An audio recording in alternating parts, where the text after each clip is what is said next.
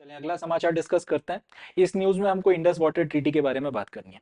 समाचार यह है कि भारत ने पाकिस्तान को चौथा नोटिस भेज दिया है इंडस वाटर ट्रीटी के रीनिगोशिएशन के रिस्पेक्ट में, और यह बोला है कि अब जब तक इंडस वाटर ट्रीटी के रिस्पेक्ट में पाकिस्तान की सरकार भारत की सरकार के साथ में नहीं बैठेगी, तब तक परमानेंट इंडस कमीशन करके कमीशन है इंडस वाटर ट्रीटी के तहत में, उसकी अब कोई और मीटिंग नहीं होगी जब तक दोनों सरकारों की इंडस वाटर ट्रीटी के रीनिगोशिएशन के रिस्पेक्ट में अब कोई मीटिंग नहीं होती है। इसके पहले भी भारत सरकार ने इस तरीके के 3 नोटिस भेजे थे। पाकिस्तान ने उनके बारे में या तो कोई जवाब नहीं दिया या वो आए बाएं शाएं करके जो है बात को टालने की कोशिश करी। अब चौथा नोटिस, और साथ ही साथ ये बोला गया है कि जब तक अब आप की सरकार की तरफ से अगर कोई जवाब नहीं आता, सर आपकी पाकिस्तान की सरकार भारत की सरकार के साथ में आके बैठकर पूरा का पूरा जो इंडस वाटर ट्रीटी के रीनिगोशिएशन को तैयार नहीं होती, तब तक ये जो परमानेंट इंडस कमीशन करके कमीशन है, इसकी अब कोई और मीटिंग नहीं होगी। ये बात इनकी तरफ से कह दी गई। और साथ ही साथ ये भी बोल दिया गया है कि अगर आप इसके बाद में भी नहीं चाहते, आपने इसके बाद में भी कोई जवाब नहीं दिया, तो फिर हम लोग स्वतंत्र हैं अपनी तरफ से इंडस वाटर ट्रीटी को खत्म करने के लिए।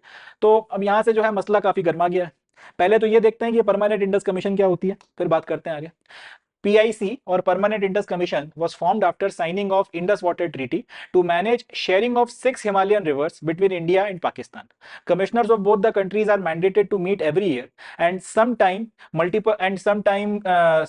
multiple times to discuss and resolve differences on water sharing and constructing hydel projects. तो ये जो परमानेंट इंडस कमीशन है, जब भारत और पाकिस्तान के बीच में इंडस वाटर ट्रीटी साइन हो गई, इंडस वाटर ट्रीटी में यह था कि हिमालय से कुल मिलाकर 6 नदियां निकलती हैं जिसके पानी को शेयर, या हिमालयन रिवर सिस्टम की अगर हम बात करें, यहां पे कुल मिलाकर 6 नदियां हैं जो भारत से होती हुई पाकिस्तान में जाती हैं। अब इन 6 नदियों का पानी किस तरह से शेयर किया जाए, कितना पानी भारत को मिले कितना पानी पाकिस्तान को मिले, इसको ध्यान में रखते हुए एक ट्रीटी बनी, ये एक ट्रीटी साइन की गई जिसका नाम था इंडस वाटर ट्रीटी।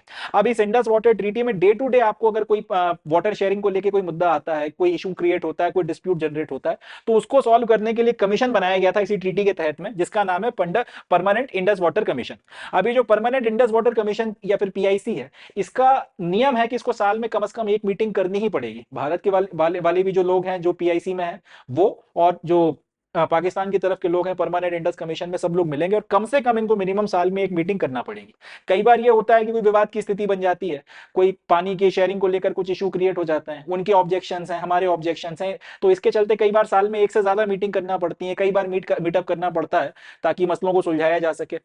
तो इनकी मीटिंग्स वगैरह होती रहती हैं। भारत सरकार ने मगर अब ये बोला है कि जब तक पाकिस्तान सरकार इंडस वाटर ट्रीटी के रीनिगोशिएशन को तैयार नहीं होती, तब तक परमानेंट इंडस कमीशन की अब किसी तरीके की कोई मीटिंग नहीं करवाई जाएगी। और क्योंकि सारी नदियां अल्टीमेटली भारत से होती हुई पाकिस्तान में जाती हैं, तो परमानेंट इंडस कमीशन में जनरली जो मुद्दे उठाए जाते हैं, ज्यादातर मुद्दे पाकिस्तान की तरफ से उठाए जाते हैं, या यूं बोल सकता हूं कि ज्यादातर शिकायतें पाकिस्तान को होती हैं। तो अब अगर ये PIC की मीटिंग नहीं होगी, परमानेंट इंडस कमीशन मिलेगी नहीं, तो पाकिस्तान को फिर बेसिकली जो है इश्यूज होने वाले हैं, भारत को उसकी सेहत पे उतना ज्यादा असर नहीं पड़ेगा। तो उम्मीद अब यही है कि पाकिस्तान की सरकार अब तैयार हो जाएगी रीनिगोशिएशन के लिए, और जो भी फिर रीनिगोशिएशन के बाद में नई इंडस वाटर ट्रीटी निकल कर आएगी उस पर साइन करे जाएंगे, एंड अल्टीमेटली फिर आगे मसला चलेगा। अब सवाल उठता है कि भारत की सरकार ये इंडस वाटर ट्रीटी के ऊपर रीनिगोशिएशन चाहती क्यों है। 60 सालों से ये ट्रीटी चली आ रही है।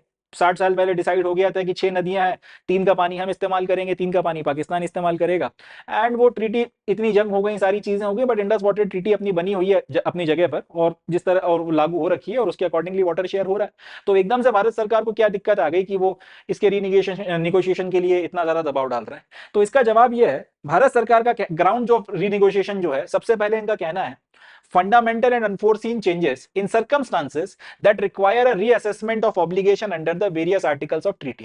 मतलब ये कि जिस तरीके की परिस्थितियां या circumstances भारत और पाकिस्तान के बीच में क्रिएट हो गई हैं, या फिर यूं बोलूं कि जम्मू कश्मीर के इलाके में क्रिएट हो गई हैं, उसके चलते अब ये जरूरी हो गया है कि इंडस वाटर ट्रीटी के ही वेरियस आर्टिकल्स के तहत में जो ऑब्लिगेशन डाले गए हैं रीअसेसमेंट वगैरह को लेकर, उस पर विचार किया जाए। दूसरे शब्दों में हम लोग पाकिस्तान को भूल दे रहे हैं कि बहुत हो गया, जम्मू कश्मीर में तुमने जो करना था कर लिया, अब क्योंकि तुमने अपने हमारी तरह मसले बिगाड़ के रखे हुए हैं, इंटरनेशनल फोरम में हर जगह तुम जाके कश्मीर कश्मीर कश्मीर करते हो, तो अब अल्टीमेटली हमारे हाथ में भी कुछ जो पावर्स हैं उनका इस्तेमाल हम लोग करेंगे। इंडस वाटर ट्रीटी में ही कई ऐसे आर्टिकल्स लिखे हुए हैं जिसमें रीनिगोशिएशन की बात की गई है। तो जिस तरीके के हालात बदल गए हैं, जिस तरीके की परिस्थितियां बदल गई हैं, तो उन्हीं आर्टिकल्स में जो ये ऑब्लिगेशन डाला गया है रीअसेसमेंट या रीनिगोशिएशन का, उसका इस्तेमाल कर हम तुम्हें टेबल पर ला रहे हैं, और अपनी शर्तों पर अब हम तुम्हें पानी देंगे इंडस वाटर ट्रीटी के तहत में। जितना पानी तुम्हें चाहिए या जितना पानी तुम इच्छा रखते हो उतना पानी अब हमारी तरफ से नहीं मिलेगा। कुल मिलाकर इनडायरेक्टली हमारी तरफ से कह दिया गया।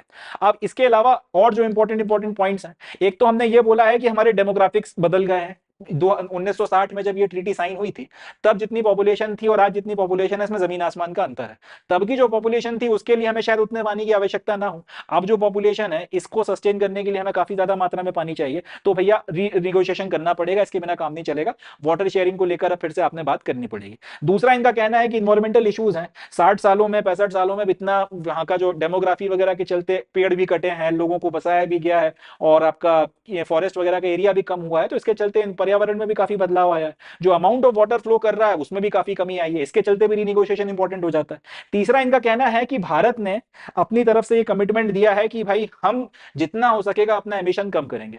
इंटरनेशनल फोरम्स पे जाके और पेरिस समिट के तहत में हम लोगों ने ये बातें कही हैं कि हम 2070 तक नेट जीरो अचीव करना चाहते हैं, और जितना ज्यादा हो सके हम अपना एमिशन कम करना चाहते हैं। एमिशन कम करने के लिए हमको ज्यादा से ज्यादा नॉन रिन्यूएबल सोर्सेज जो है उसका इस्तेमाल करना है। तो हम लोग हाइड्रो इलेक्ट्रिसिटी का यूज करना चाहते हैं। हाइड्रो इलेक्ट्रिसिटी से ऑब्वियस सी बात है पोल्यूशन नहीं होता। अब हाइड्रो इलेक्ट्रिसिटी के लिए सबसे अच्छा पोटेंशियल हिमालयन रिवर्स में है, क्योंकि पहाड़ों से ऊपर से पानी आता है, अच्छी खासी वेलोसिटी के साथ में आता है, तो डैम बनाना पड़ेंगे, हाइड्रो इलेक्ट्रिसिटी के प्रोजेक्ट्स वगैरह बनाना पड़ेंगे। और तुम बार बार क्या कर रहे हो कि हाइड्रो इलेक्ट्रिसिटी को लेकर हम जो भी कोई प्रोजेक्ट बनाने की कोशिश करते हैं तुम उसमें अड़ंगे डालते हो, इंटरनेशनल कोर्ट में चले जाते हो। तो इस सारी बातों को देखते हुए भी अब हमको लगता है कि हमें रीनिगोशिएशन करना पड़ेगा। And last but not least, बोलते बोलते हमने बोल ही दिया कि जिस तरह से तुम्हारी तरफ से लगातार क्रॉस बॉर्डर टेररिज्म हो रहा है, वो भी अब हमें बर्दाश्त नहीं है।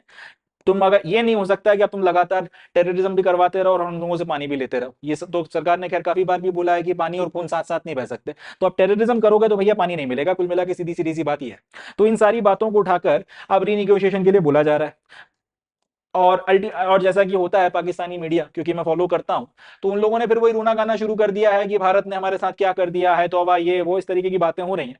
बट ये पॉइंट्स वगैरह उठा के कोई एकदम पिन पॉइंट करके बात नहीं कर रहा कि उनके ऑब्जेक्शंस ये हैं या फिर उन्होंने इन सारी बातों के बेसिस पर रिनेगोशिएशन के लिए बोला है। वही हाय तौबा मचाया जा रहा है, जज्बाती बातें की जा रही हैं। तो वो सारा खेल भी जो है यहाँ पे चल रहा है। तो ये अपन ने बात कर ली कि रीनेगोशिएशन वगैरह का क्या पूरा लॉजिक है, किस बेसिस पर ये नोटिस भेजे गए वगैरह वगैरह। एक नजर अपन इंडस वाटर ट्रीटी पे भी मार लेते हैं, क्योंकि अब ये खबरों में आ गई है तो इसके ऊपर सवाल पूछे जाने की संभावना बनती है। इंडस वाटर ट्रीटी साइन हुई थी 1960 में, साल याद रखिएगा, पूछा जा सकता है। और साइन किसके बीच में हुई थी? अपनी तरफ से पंडित नेहरू, अपनी तरफ से पंडित नेहरू, और पाकिस्तान वालों की तरफ से अयूब खान। इन दो लोगों ने इंडस वाटर ट्रीटी साइन करी थी 1960 में। इसमें यह बोला गया था कि जो तीन नदियां हैं जिनका नाम है रवि, सुतलज और ब्यास, रवि, सुतलज और ब्यास, इनको बोला गया था ईस्टर्न रिवर्स, और इनका जो सारा पानी है वो भारत के हिस्से में आया था। यानी कि इनका एक बूंद भी जो है हमें पाकिस्तान से शेयर करने की जरूरत नहीं है। इसका जो सारा का सारा पानी है वो हम लोग इस्तेमाल कर सकते हैं। और तीन रिवर्स को माना गया था वेस्टर्न रिवर्स, एक है इंडस, दूसरा है झेलम, तीसरा है चेनाब। और इनका जो सारा पानी है वो अलॉट किया गया था पाकिस्तान को। हालांकि यहाँ पर एक ट्विस्ट है कि इनका सारा पानी पाकिस्तान इस्तेमाल नहीं कर सकता, इसका कुछ पानी हम लोग भी इस्तेमाल कर सकते हैं। और साथ ही साथ इसके ऊपर अगर कोई हाइड्रो इलेक्ट्रिसिटी का पावर प्रोजेक्ट हम लगाना चाहें तो पाकिस्तान को बताकर, उनको अगर ऑब्जेक्शन ना हो तो हम लोग लगा सकते हैं। अब ऐसा भी अगर हम हाइड्रो इलेक्ट्रिसिटी का प्रोजेक्ट नहीं लगा सकते कि उनका पानी रुक जाए, मगर उनका पानी जाता रहा, उसमें कोई दिक्कत नहीं आए, और बाकी हम लोग अपने हाइड्रो इलेक्ट्रिसिटी का कोई प्रोजेक्ट लगाना चाहते हैं लगा सकते हैं। इस तरीके से जो है हमको ये जो तीन रिवर्स हैं जिनको वेस्टर्न रिवर्स बोला गया था, इसका भी कुछ पानी इस्तेमाल करने की परमिशन मिली हुई थी। तो 1960 से लेकर अब तक भारत और पाकिस्तान के बीच में जितने समझौते हुए, इनफैक्ट 1947 से लेकर अब तक जितने समझौते हुए, उसमें शायद ये इंडस वाटर ट्रीटी है जो सबसे ज्यादा जबरदस्त तरीके से टिकी हुई है। बाकी सारे समझौते तो आपके आए गए हो गए, उनको कई बार वायलेट किया गया, 10 नाटक हुए, मगर ये ट्रीटी अभी तक टिकी हुई थी। एंड पाकिस्तान को शायद ऐसा लग रहा था कि हम लोग इसका कुछ कर ही नहीं सकते हैं, पाकिस्तान वाले चाहे कुछ भी कर लें। बट अल्टीमेटली अब क्योंकि भारत की अच्छी खासी माइट हो गई है, भारत का अच्छा खासा क्लॉट हो गया है, एंड इंटरनेशनल लेवल पर भी उनको सपोर्ट मिल रहा है, पाकिस्तान एकदम ऑलमोस्ट बैंकक्रप्ट होने की स्थिति में। तो यहां से दो बातें बनती हैं, एक तो हम इनको मनवा सकते हैं अपनी शर्तें, दूसरा अगर ये ना नुकुर करेंगे तो इनके पास में इंटरनेशनल सपोर्ट नहीं है, तो इनको झक मार के मानना पड़ेगा। तीसरा ये वही धमकी वमकी देते रहते हैं, वॉर कर लेंगे, ये कर लेंगे, वो कर लेंगे, जंग लड़ने के इनके पास में पैसे नहीं है।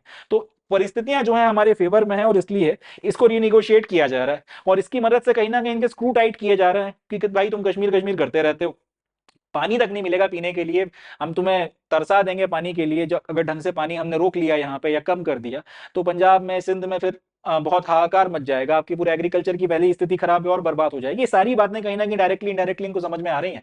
तो ये भी एक तरीका है जिसकी मदद से पाकिस्तान को हम कुल मिलाकर सुधारने की कोशिश कर रहे हैं, इसको इस तरह से जो है कहा जा सकता है। अब देखते हैं इसमें ऊंट किस करवट बैठता है, पाकिस्तान कैसे क्या रिएक्ट करता है, आगे क्या होता है, देखने वाली बात है।